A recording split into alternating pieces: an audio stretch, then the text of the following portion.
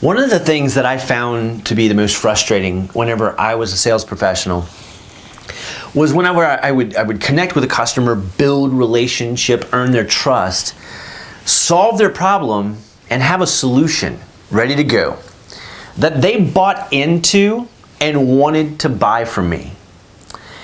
And we'd sign the deal or sign the contract, get everything in motion, and then whether it was my technicians or my manufacturers or the people who supported my efforts, somehow, some way, weren't on the same timeline, weren't on the same schedule, or would make a million excuses as to why they could not fulfill what I had sold.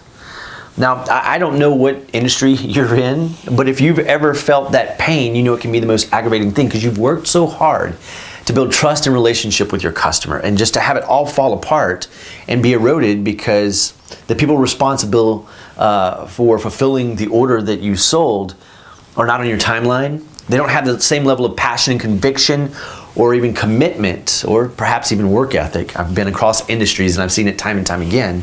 It can be frustrating.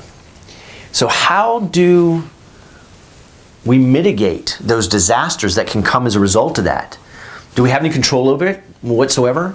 Is it possible to move the needle when things fall apart? After we've sold it, built a relationship with the customer and promised it to them, then the people who are there to support us aren't supporting us. Is there anything we can do?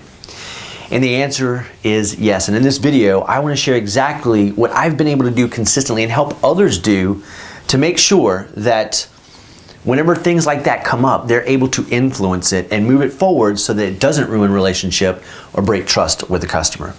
My name is Dwayne Huff, founder and CEO of I.N.F.L.U.E.N.C.E. Seminars.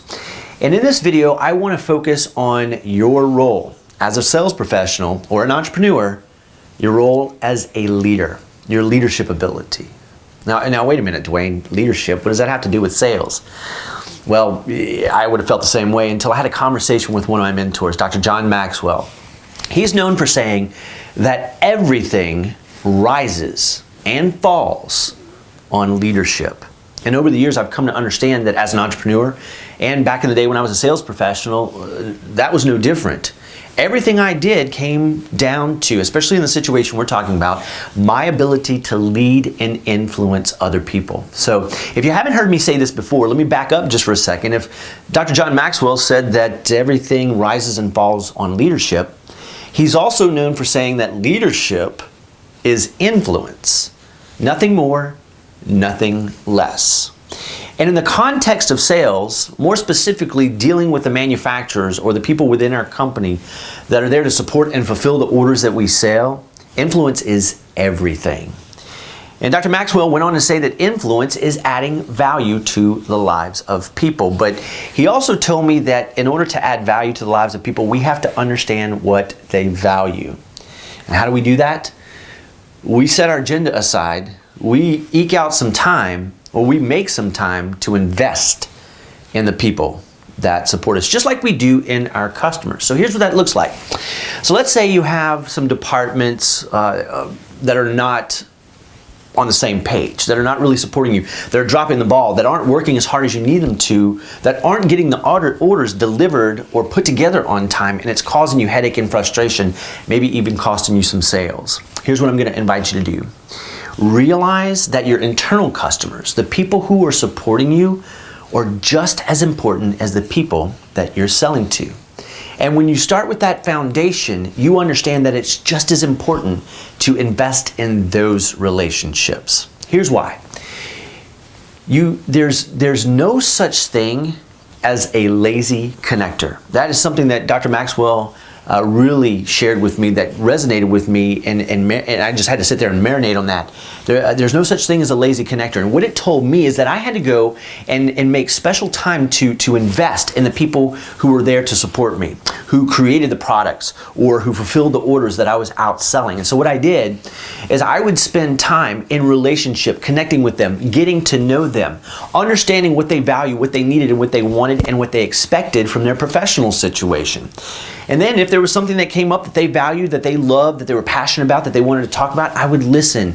I would invest time in them. And as a result, they began to see me not as somebody dictating to them what they should be doing, or as a salesperson who just wanted his way, or when I became an entrepreneur as just a business owner who thought that the world began and ended with him. I was a human being. I was a person. I was somebody that they could trust, believe in, and talk to. And as a result, they became friends and they got to know me. And what I found is the more that I built those relationships, earned their trust, and deposited into their lives, I could go back to them when times were tough, we were struggling, or we were on a deadline, and be more direct in asking them for their help. You know, in Stephen Covey's book, 7 Habits of Highly Effective People, he talks about an emotional bank account. And even if you've not read that book, you can kind of see what that means. Think about your regular bank account. If you take money and you deposit it into your bank account, the more you do that, the more it builds up, and you can go and you can make a withdrawal.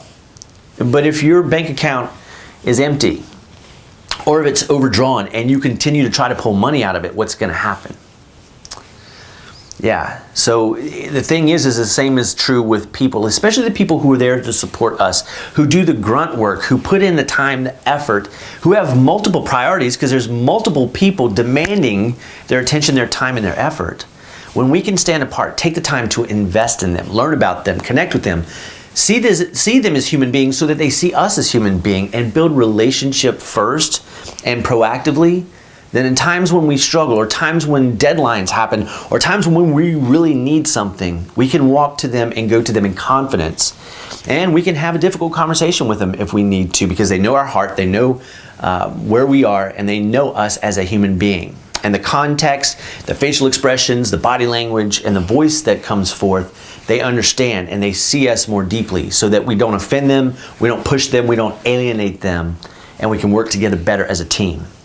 But all that being said, it comes down to leadership, investing in the lives of other people. And as a sales professional or as an entrepreneur who is trying to move the needle in their business, we cannot do it without the people, the team that supports us. So just remember, as you go about serving customers, building relationships, connecting with them, investing in them, it's just as important to connect with your internal customers, the people who serve and support you in your efforts, because you and I both know that without their help, we can accomplish nothing. So make that investment in them today and watch the results you get just become so much greater than you can ever expect. So until we talk again, remember that you can have great influence and have great impact in your sales efforts, but you've got to invest in people, and you truly can write your own ticket. So before you move on, go ahead and to the video below if you're on my YouTube channel and give me a thumbs up or a thumbs down. Either way is fine. And if you have a question, leave it below. I answer them all myself. And if you think this video could serve someone, please go ahead and share it with them, and we'll talk soon.